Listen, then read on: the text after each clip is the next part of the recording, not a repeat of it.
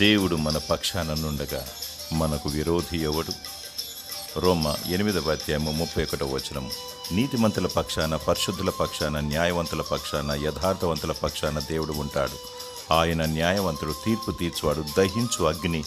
నీతిమంతుల పక్షాన పోరాడువాడు, నీ పక్షాన యుద్ధము చేయువాడు. కొందరు దుష్ట స్వభావము కలిగి శత్రుత్వాన్ని పెంచుకొని కక్షతో ఏదో ఒక విధంగా దెబ్బతీయాలి, నాశనం చేయాలని వారు దేవునికి అవిధేయులై వ్యతిరేకంగా చివరికి మంత్రశక్తి సహాయాన్ని ఆశ్రయిస్తారు. దేవుడు వారి పక్షాన ఉండడు. వారు కోరుకున్నది నెరవేరదు, ఓడిపోతారు. వారు త్రవ్వుకున్న గోతిలో వారే పడిపోయి మరణించి పతనమైపోతారు.